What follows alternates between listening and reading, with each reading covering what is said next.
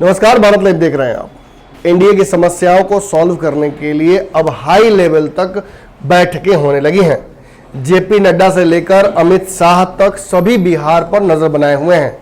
खास बात यह है कि रामविलास पासवान इनकम्युनिकेडो हो गए हैं, यानी रामविलास पासवान से कोई भी अब बात नहीं कर सकता है।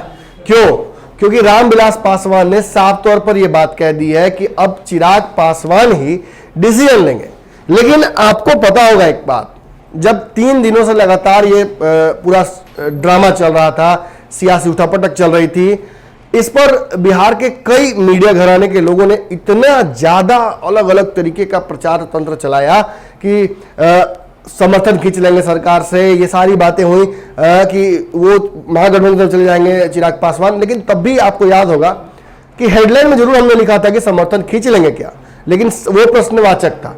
लेकिन हमने उस वीडियो में साफ तौर पे आपको बताया था, मैंने व्यक्तिगत तौर पर आपको बताया था कि चिराग पासवान के पास नीतीश कुमार से समर्थन खींचने का कोई भी कारण नहीं है। जी हां, बिल्कुल सही सुन रहे हैं।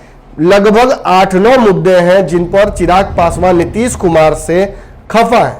लेकिन इन सारे मुद्दों को ऐसा नहीं है कि इधर 1 महीने से ही शुरू कर दिया गया है। ये मुद्दे काफी दिनों से, जब से गठबंधन 2019 में बना था, सीटों का समीकरण इनका बना था और चुनाव लड़ने के बाद अच्छा रिजल्ट आया था, तभी से ये समस्याएं थी। लेकिन चुनाव के ऐन वक्त में इन समस्याओं को सामने लाने का कहीं ना कहीं मकसद जरूर था। हमने आपको वो मकसद भी बताया था। हमने आपको बताया था कि चिराग पासवान के एक कंधे पर बंदूक रखकर नीतीश कुमार चला रहे हैं और दूसरे कंधे पर बंदूक रखकर भाजपा चला रही है, और दोनों का निशाना एक दूसरे के ऊपर है। चिराग की किसी से लड़ाई है ही नहीं।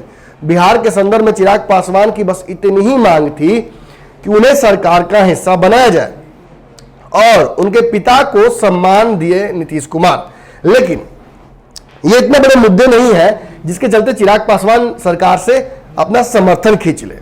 आपको और एक बात बताया था मैंने कि कागज पर जब आप जोड़ घटाव करते हैं तो नीतीश सरकार के 2 विधायक अगर लोजपा छीन भी लेती है अपने कोटे के, तो नीतीश सरकार का बाल भी बाका नहीं होगा।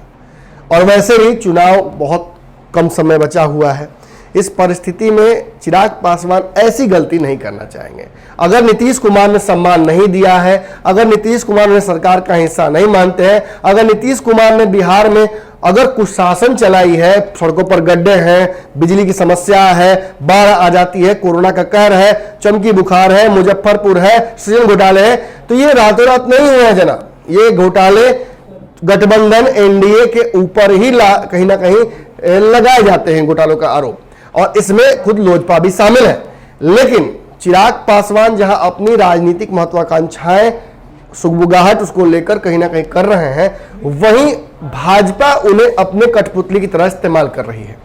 भाजपा और नीतीश कुमार के बीच पोस्ट पोल अलायंस की परिस्थितियां बहुत बिगड़ने वाली हैं, ये सबको पता चल चुका है। और इसको लेकर नीतीश कुमार अपनी तैयारी में लगे हुए हैं कि सीटें इतनी लेकर वो चले जाएं कि उनको सरकार बनाने की आवश्यकता पड़े तो वो किसी को भी लेकर सरकार बना ले। लेकिन भाजपा वही बात चाहती है कि लोजपा के नाम पर टिकटें इतनी कटवा दे नीतीश की कि कहीं ना कहीं नीतीश कुमार को एक विकल्प के तौर पर रखे भाजपा, और आवश्यकता पड़े तो हरियाणा वाला फॉर्मूला रिपीट कर दे। खैर, इन सब चीजों को दोबारा बोलने की आवश्यकता नहीं है मुझे। आप अच्छे से मुझे देखते हैं और आप पंचनामा के रेगुलर दर्शक हैं। आपको पता है कि इस चैनल पर जो खबरें आती हैं वो सबसे पहले और सबसे सटीक आती हैं, और हमारी भविष्यवाणियां लगभग बिहार की राजनीति में 90% सही हो जाती हैं। आज भी एक भविष्यवाणी बड़ी मेरी श्याम रजक को लेकर सही हुई है। खैर, छोड़िए इन सब बातों को। अब हम बात कर रहे हैं चिराग पासवान को और सरकार को समर्थन खींचने को लेकर। मैंने आपको लिखित तौर पर कहा था, मैंने आपको यह दावा किया था कि मेरी पत्रकारिता गलत हो जाएगी अगर मैं इस बात को लेकर गलत हो जाऊंगा। तो मैंने आपको बताया था कि नीतीश कुमार से फिलहाल कोई भी समर्थन खींचने की बात नहीं कर सकते हैं चिराग पासवान, क्योंकि ये लड़ाई उनकी है ही नहीं। चिराग पासवान समझते समझते समझते समझ गए कि आखिर इस लड़ाई में उन्हें बस एक मोहरा बनाया जा रहा है। भाजपा चाहती है कि नीतीश कुमार की बस सीटें कम हो जाए, उसके लिए जो करना पड़े हो। लेकिन चिराग पासवान को अपना एक डर भी है।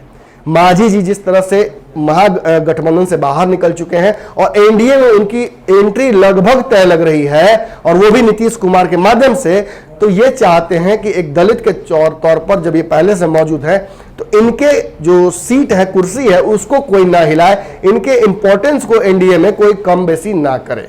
इसके अलावा अगर सरकार में सहयोग प्राप्त करने की बात है तो मैंने आपको बताया था कि नीतीश कुमार इसके लिए पहले भी प्रयास कर चुके हैं। पहले एक बार लोजपा को सरकार का हिस्सा बनाया गया था, लेकिन बाद में परिस्थितियां ऐसी हुई कि नीतीश कुमार नरेंद्र मोदी और भाजपा से केंद्र में जब नेतृत्व दोबारा मिला था भाजपा को, तो मोदी मंत्रिमंडल 2 के दौरान जब वो खफा हुए थे, मंत्रिमंडल का हिस्सा नहीं बने जदयू, और वो वापस आए तो उन्होंने अपने मंत्रिमंडल का विस्तार किया और उन्होंने भाजपा लोजपा को एक ही समझते हुए किसी को भी अपने यहां शामिल नहीं किया। लेकिन इस बात से ऑब्वियसली चिराग पासवान को कहीं ना कहीं ठेस पहुंचा था और ये बात उन्होंने याद रखा था, और इन सभी समीकरणों पर उन्होंने एक साथ नीतीश पर हमला करना शुरू कर दिया है। रिश्ते तो अगर बात करें, ललन सिंह और चंदन सिंह दोनों अलग अलग जदयू और लोजपा के नेता हैं, दोनों ने जिस तरह के बयानों को दिया है, रिश्ता तो इतना खराब हो चुका है नीतीश और चिराग के बीच में कि हो सकता है कि सीटों के समीकरण के वक्त भी दोनों एक साथ न दिखे। लेकिन आप इन सभी समीकरणों में से एक समीकरण भूल रहे हैं, अमित शाह। अमित शाह ऐसे राजनीतिज्ञ हैं जो राजनीति के बाद की राजनीति करते हैं, यानी जो पर्दे के सामने दिखता है उसके पीछे बहुत कुछ राजनीति चलती रहती है। उस जोड़ तोड़ में अमित शाह की भूमिका बहुत महत्वपूर्ण होती है। अमित शाह बिहार के संदर्भ में नीतीश कुमार को एक मिनी हार्ट अटैक देना चाहते थे और वो उन्होंने दे दिया है। नीतीश कुमार की चिंताएं बढ़ी हुई हैं, ये अमित शाह का ही उनको रिटर्न गिफ्ट है। लेकिन जिस तरीके से चिराग पासवान के ऊपर ये सारे आरोप लगाए जा रहे हैं कि वो सरकार गिरा देंगे, पहले तो सरकार वो गिरा नहीं सकते हैं, ये हमने साबित कर दिया आपको।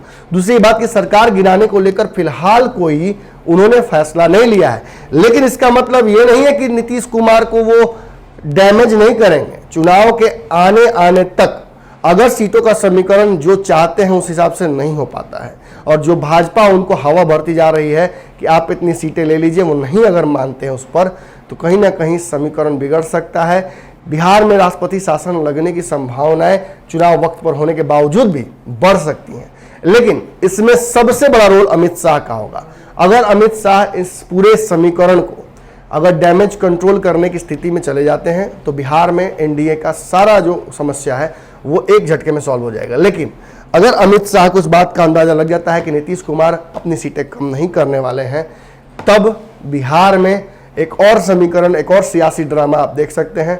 और तब तक तो फिलहाल चिराग पासवान के लिए आप निश्चिंत रहिए कि वो सरकार से अपना समर्थन नहीं लेंगे। इतने छोटे राजनीतिक सोच के भी चिराग पासवान नहीं है।